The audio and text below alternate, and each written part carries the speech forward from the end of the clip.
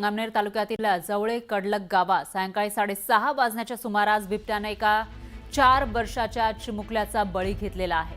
यामुळे चिमुकल्याचे नातेवाईक आणि ग्रामस्थ संतप्त झाले। जोपर्यंत नरभक्षक बिबट्याला ठार केलं जात नाही तोपर्यंत मृतदेह ताब्यात घेणार नसल्याचा पवित्रा घेतलाय। त्यामुळे वातावरण या ठिकाणी तणावपूर्ण बनलेलं आहे। धक्कादायक अशी ही घटना, एका 4 वर्षाच्या चिमुकल्याला या नरभक्षक बिबट्याने ठार केलंय।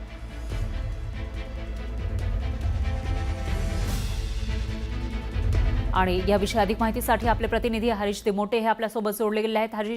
हरीश, काय सांगाल, एकूणच या बिबट्यानं कसा काय हल्ला त्या 4 वर्षाच्या मुलावर केला आणि सध्याची काय स्थिती आहे, कारण त्यांचे नातेवाईक हे संतप्त झाले होते? नक्कीच आपण जर बघितलं तर अहिल्यानगर जिल्ह्यामध्ये बिबट्यांचे हल्ले जे आहेत ते दिवसागणिक वाढत आहेत आणि बिबट्यांच्या हल्ल्यामध्ये अनेकांचा बळी जाताना दिसतोय। मग कोपरगाव असेल, संगमनेर असेल किंवा श्रीरामपूर, संगमनेर अनेक ठिकाणी बिबट्यांच्या हल्ल्यामध्ये अनेकांचा बळी जाताना दिसतो आहे।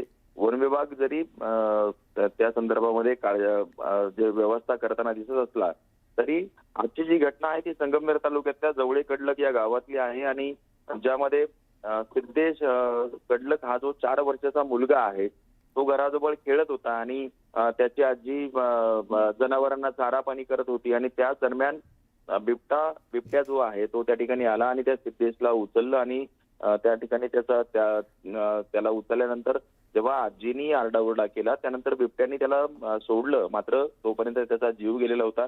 या घटनेनंतर कुठेतरी सगळे गावकरी जे आहेत ते आक्रमक झालेले आहेत, नातेवाईक जे आक्रमक झालेले आहेत आणि बिबट्याच्या हल्ल्यामध्ये सिद्धेशचा जीव गेलेला आहे आणि जोपर्यंत या नरभक्षक बिबट्याला ठार केलं जात नाही तोपर्यंत आम्ही मृतदेह ताब्यात घेणार नाही अशी पवित्रा कुठेतरी या लोकांनी घेतलेला दिसतोय। बरोबर आहे। त्यामुळे आता पुढे नेमकं काय होणार ते बघावं लागेल। धन्यवाद तुम्ही दिलेल्या या सविस्तर माहितीसाठी।